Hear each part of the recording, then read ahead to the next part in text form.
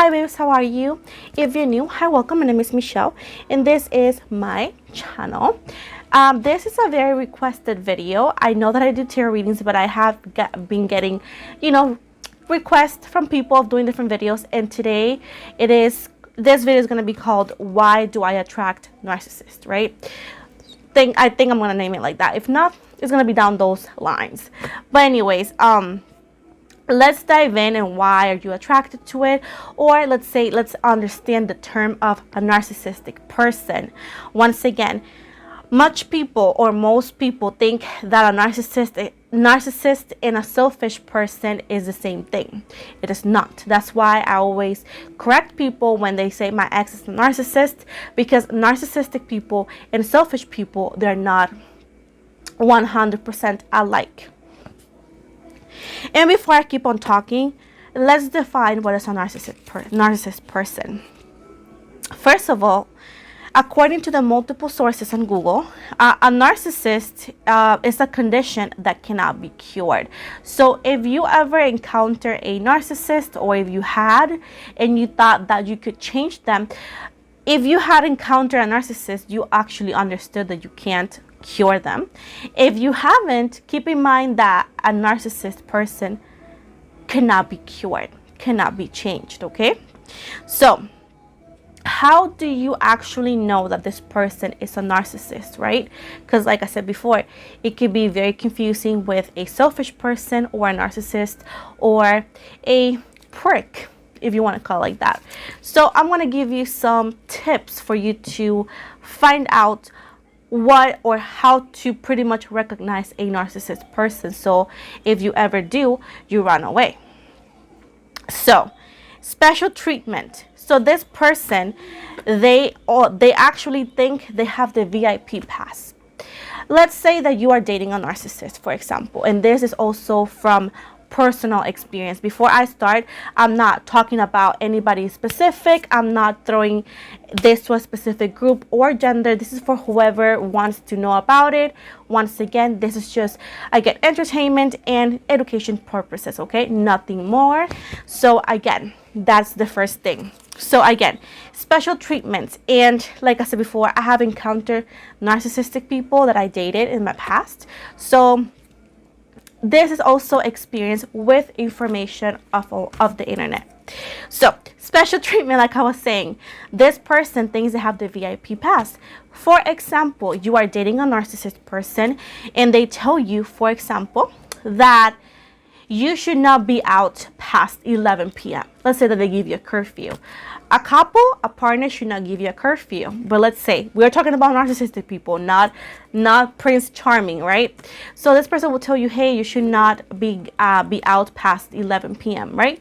So you as an empath or as a supported partner, you go like, okay, let me just, follow what he says or she says. Let me just make them happy, right? Because an empath will always half of the time they want to please their partner, and they also try to understand the need or try to understand and put their partner's feelings and or insecurities sometimes above your own or sometimes on the same level. So once again, the empath or the other partner is gonna say, okay, let me just do it, right? But when the tables turn and you tell them, hey, can you please not be past 11? He or she's gonna turn, it's gonna be like, oh, I didn't know I had a curfew. You're not my mother/father. And there's gonna be an argument of why they're gonna do whatever they want and of why it is different for them and you. And hold on, my son. As I was saying, they're gonna actually convince you into like the fact that it is different for them and you. Talking about their, for example, trust issues, and they're gonna make a huge ass story of why it is different. And at the end of the day, you're not gonna win the argument. Even if you have proof, you're not gonna win it, and they're gonna have the VIP pass because half of the time we will give in because we don't want arguments, because we love them or care for them. That is one of the, not the only examples, but that is as easy as I can put it. Then we got admiration and praise. This person, narcissistic person, they will do the bare minimum. Let's say, for example, you are in the house, let's say that you work, right? And you come from work, and then you do the dishes, you cook, for example, right? And this person sees you do this every single day, and they don't even say a thank you. They don't care, because for them, that is something that you need to do. Like, there's no praise for that. There's no thank you. That is your responsibility, right? One day they decided to do it once a month, once every 2 months, right? And when they do it, they want you to say thank you.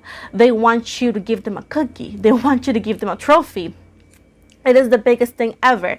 So it's like they will actually overlook your sacrifices, right? But when they do the same thing, or the bare minimum, they want to be praised and acknowledged. And if you don't, you are not appreciative. And that is when the gaslighting begins. You know what I'm saying? Then lack of empathy for others. That is when it gets you. That is when you sit down and be like, try to have a conversation with this person, telling them, right, how you feel. And this person, regardless of gender, right? Could be a woman, could be a guy, could be the other way around, okay? They will actually sit down, but they're not listening and or paying attention. And when you are trying to explain how you feel, the situation becomes an argument. It's because, first of all, narcissistic people, they don't like to hear how they make you feel. They don't like to hear what are they doing wrong. They don't like to hear how are they treating you, because it makes them feel bad. You know what I'm saying? But when it's you sitting there talking and explaining, you can be as calm as a cucumber. You can be just trying to be the adult and have a conversation because you love them and you want things to work out. They don't listen. They don't care.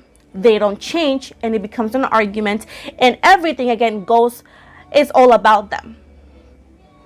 Then we have often having trouble relationships. This is one of the biggest red flags, people. If you're meeting this person, let's say that you're starting to talk to this person, right? To see, getting to know them, and they tell you that every single relationship failed, and that every single ex is crazy, and every single ex did this to them, did that to them. Take that in consideration. I'm not saying to disregard how they feel, but again, know if whatever they're telling you sounds very crazy, and they're telling you that it happens often, right? Keep in mind that somebody who repeats patterns, there's something in their behavior that is causing that reaction. And if they're not capable to acknowledge that and fix it or try to work on it before jumping into a new relationship, they're going to repeat it with you again, and you're going to become that crazy ex. Then interpersonality explosive behavior. So this person one day is going to be very, very, very calm, very happy, very loving. And it could be the same day they explode. The tiny little thing explodes. For example, let's say that they tell you, hey, let's just relax in the bed, or just relax today. Let's not cook. We order out. Just watch TV. And you go like, oh gosh, that's awesome, right? And you go ahead and do it because, you feel like it, and, they're telling you to do it too. So you get yourself wrapped around the idea and you do it, right? Within 20 minutes, this person gets up and be like, why have you cooked? Why is the house so messy? Why are you being so lazy? And you go like, but babe, honey, you told me to do it. You told me that you're going to order out. And they're going to be like, you always expect everything from me. You always expect me to buy stuff. Da, da, da, da, da. And you're just confused because you agree, because they actually recommended it or proposed it and you follow it, and this person now is exploding and throwing everything at you, and you just don't understand that. So that is sometimes interpersonality. Of course, I don't have the definition for that because I forgot, but I read it, and pretty much that's how that is also gaslighting, but that's pretty much what it could happen. Of course, it could happen with any other thing, but like I said before, I'm giving you simple examples of what this means. Envy of others. This person will never be content and happy for other people's achievements. Not only yours, but other people. So they could have brothers, sisters, friends, and or family, and you be saying like, oh my gosh, this person got a new car. This person be like, yeah, well, they got this new car because I bet they did this. Or the car is not gonna last because they don't know how to take care of it. Or like, it is so unfair that they have a car, like it's like 2021 and I have a car that's 2008. You know, this person always envies other people's achievements. They are never content with nobody's achievements but their own. And it will happen the same to you. For example, if you get a raise, right?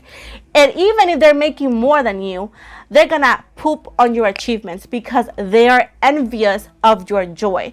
They're envious of people's joy. They don't like that. So they have to poop on the moment to pretty much destroy it. That is their joy, to make everybody feel bad. They're arrogant. They're very uptight. They actually have barely any friends. They have actually this attitude that they're better than others, or they do not, it's not even like, there's people who don't, talk to other people, but they give this nasty attitude that people don't want to be around them. It is not being like, an introvert. They'll say that you don't like to be around a lot of people, because when you, for example, I get anxious around other people. A lot of people, right? But I'm not mean to people because of that, I just try to calm myself down and find my center, and I try to blend in or disappear. But that's about it. But this person will make themselves make themselves feel and known that they're there, but at the same time they're gonna make everybody feel that they're not welcome or that they're not part of whatever it is that is happening. It could be a job or it could even be a party, It's like this person likes the attention, but they like people to stay away by making them feel they don't belong there. And then, how does it start when you're dating a narcissist or getting to know a narcissist romantically? First, they are charming AF. And this is what they call love bombing, meaning that they're going to actually be overly loving, overly effective. It's like, you're so beautiful, I love you, good morning, compliments from A to Z. And you go like, oh my goodness, like you love that because who doesn't love that, right? And they're very, very flirtatious, you're so beautiful, da da da da. And that is the first stage. Then it could be also in the same conversation. They're saying how beautiful you are or something about you, right? Whatever it is that's like making you feel good. And they switch it like that. And they start talking about themselves. For example, oh, I love how the red blouse looks on you. Oh, and then when you say thank you, you're not even finishing saying thank you. This person's gonna go like, oh, I do love red. I have a lot of shirts who are red, and everybody says that it looks good on me. Like that shirt reminds me of that. Whatever it is, even if it sounds silly. And this is, like I said, I'm gonna give you very simple examples. They're gonna make the conversation about themselves, and you're gonna go like, oh, okay, because you're there. You also, like to hear about themselves, but the whole situation that it should be not only about you, but about the moment, right? Became something that is only about them. And this is what they said here. Ask yourself, do they ask follow-up questions? Do they express interest in you or your day? Or they just talking about themselves? You know what I'm saying? Because I know that, for example, me, I tend to talk about, I'm talking about people and then I talk about me, but I go, in a normal conversation, somebody's going to talk about you and going to talk about themselves, but the conversation flows both ways. it's not a one-way road. It's just like a two-way, right? You tell them about yourself, they tell you about you, and it complements the conversation. When something is just about one person, that is a big red flag. Then they feed you with compliments. It's like I said before, that goes back to love bombing. Like too much, too much, too much. That sometimes your friends and family be like, oh my goodness, like that's a lot. Like, are they cheating? You know, like they start other people outside the circle or outside the relationship is gonna question, like, is he or she being truthful? They sound fake, or they're gonna tell you kind of those kind of comments, and your person is gonna try to tell you that those people are jealous of you, or that they want them. Keep that as a red flag. Of course, everything is, you know, I'm telling you what I read on the internet. I'm telling you personal experiences. But again, you decide what to do. And again, if you feel like this is not what it is, you can click out and go ahead with your life. But once again, this is just me for, again, entertainment and education purposes, okay? Then fishing for compliments. So this person is going to tell you beautiful things about you, good things about you. And then it's going to be switched, and you're going to feel that they want compliments back.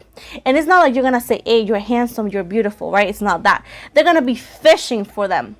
Every single thing that they say or do is because they want you to praise them back.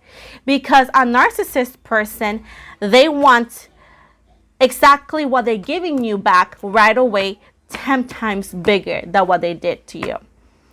And it's because they feel that you owe them that. You know what I'm saying? And because keep in mind that confident people don't rely on other people's compliment, okay? This person, like I said before, they like compliments because they need it to feel better about themselves.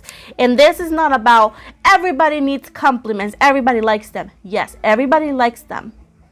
But compliments do not define their personality or how they feel or how they treat people. Those are things that we need to keep an eye on.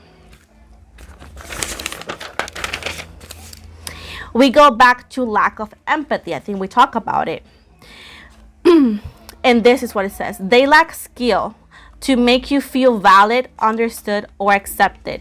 So lacking of empathy is not like just like, oh, it's just like they cannot feel your pain because it's not them. No. It's just like you feel misunderstood. You feel like you don't have any value. You feel invisible. You feel like everything you do is wrong, and you are just living for this person's approval. But no matter what you do and how hard you try, this person never approves anything you do or validates anything, meaning your emotions are not valid. If you're tired, it's not valid. Like you as a person it is unvalid to them. So you feel worthless. You feel like less of a person, and perhaps you feel scared to even open up and say, oh, I feel like this or that, because this person is gonna make it all about themselves, and it's gonna make you feel less of a person once again. And this translates to, they don't do emotions that belongs to others. Like I said before, first of all, they don't care, and they do not understand other people's emotions. If it doesn't affect them, and if it's not about them and surrounding them, they do not care. That is what's going on with a narcissist. That's what's going on in their head. A narcissist person, they need professional help. But even if you suggested it to them, they're not gonna take it because in their head, they're perfectly fine. So any narcissistic person will need to perhaps acknowledge that they might need help. But half of the time, like everybody else, help comes within ourselves with acceptance. And it says, and this is not for all the people, right? Because some people don't have a lot of friends, but most of the time, these people are loners. They don't have long-term long-term friends or long-term relationships, okay? Like they tend to go from relationship to relationship, and or they don't have, again, long-term friends. Once again, this is not always like that, because like I said before, everybody's different, and not having a lot of friends and or having multiple partners does not make you a narcissist. But this goes with what I told you before about talking trash about exes. And how is it that I'm going to put this? Okay, I know that when you end a relationship, half of the time, not always, but half of the time, the relationships, they don't end well, right? They end like a little bit difficult. But when this person is just telling you what the other person did wrong, and they don't tell you what they did, and if you were to ask, they said, I didn't do anything, take that as a red flag. Even if you don't want to take it as a narcissist, right? Take it as a person who lacks of acknowledging responsibilities or avoiding it, which is not a good trait either. They pick on you constantly. This person loves to put you down. A narcissist, they love to put you down every single time. If you do wear makeup, they're gonna criticize your makeup, and they're gonna compare your makeup to perhaps models or perhaps other people, and making you feel that you don't know how to do it. If you dye your hair, they're going to pick on that color. They're gonna pick on how it looks on you.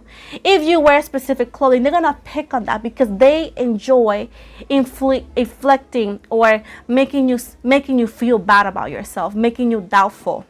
They enjoy that, and it sounds sick, and it sounds like, oh my goodness. But unfortunately, those who have, unfortunately, like myself, dealt with narcissist people, I can tell you that that's how it is. And also, a narcissist, for some of us also, it could be in our families, okay? And whenever you point it out or bring it up, they're going to deny it. So do not expect somebody to say, if they are a narcissist, to say, yes, you're right, because it's not going to happen, right? But they love to pick on you for every single thing. As well as if you cook, they're going to compare your cooking to somebody and saying that you don't know how to cook, that is garbage, and that somebody else cooks better. You know, nitpicking on every little thing you do or have. And you know why they do that? You know why they do that? Because they like the power they like the power to affect another's emotional state. Like I said before, they enjoy affecting other people's emotions. They like to make people feel bad. Unfortunately, that's how it is. That's a narcissistic person. They like that. And I cannot explain it better, because I'm not a narcissist. I do not like to make other people sad. I don't enjoy that. In fact, seeing somebody sad, for me, I want to hug them and console them, you know, make them feel better. But a narcissist person doesn't care about that.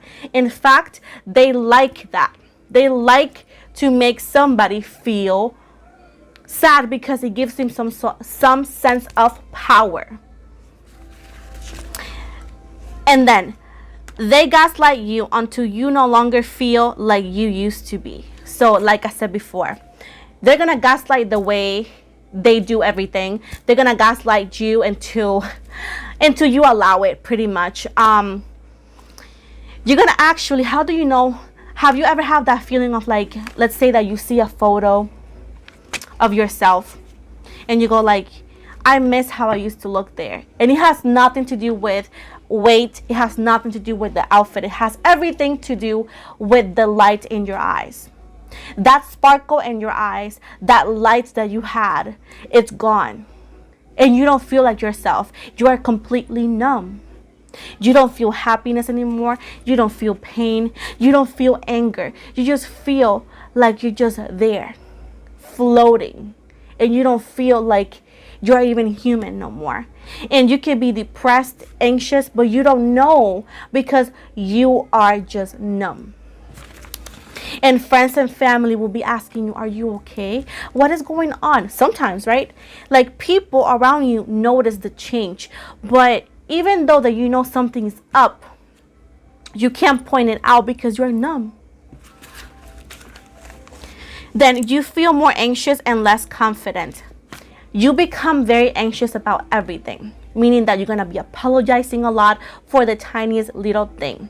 For example, you're going to feel unaccomplished if you don't do the dishes before they arrive from work. For example, and this I'm talking about if you are dating this person.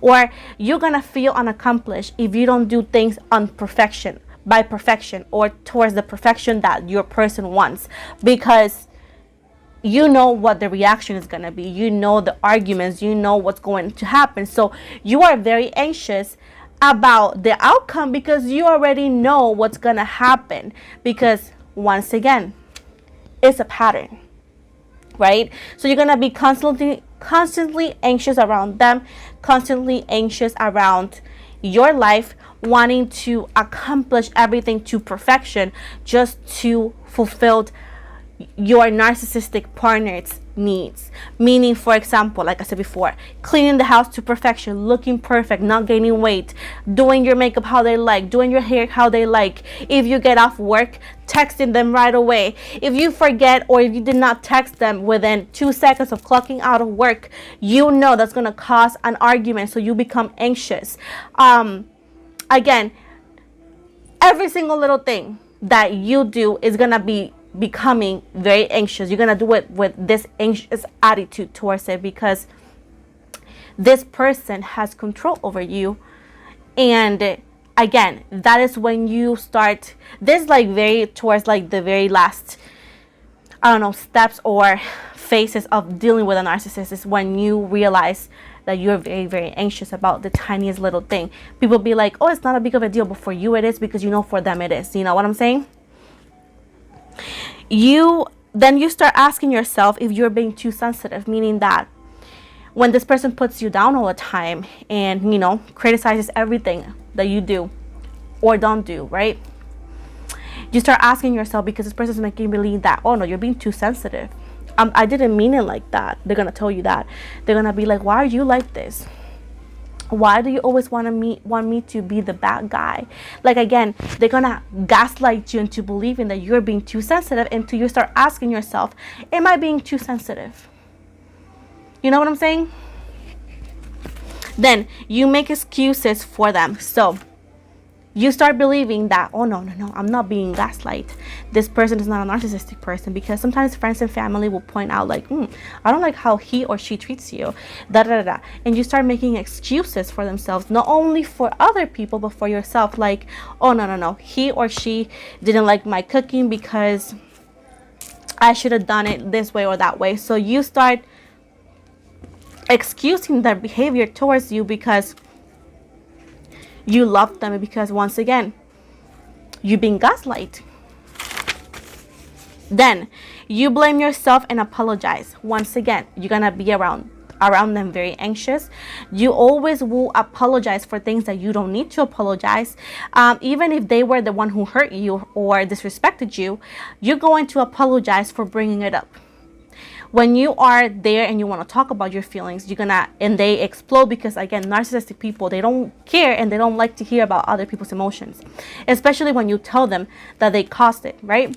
Whenever that happens, this person is going to explode, and you're going to be like, oh, I'm so sorry. You're starting to apologize and feeling bad for bringing it up.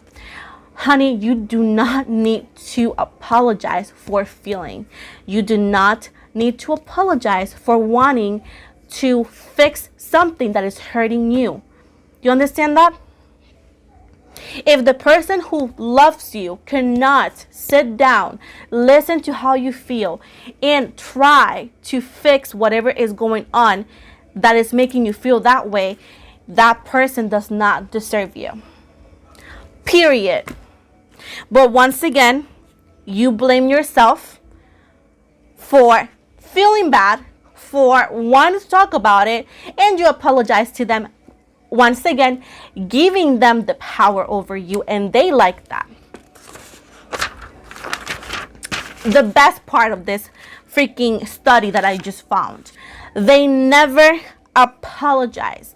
You will never hear this person apologizing first or apologizing, and if you do, it's gonna be very, very short, and you know that they don't mean it.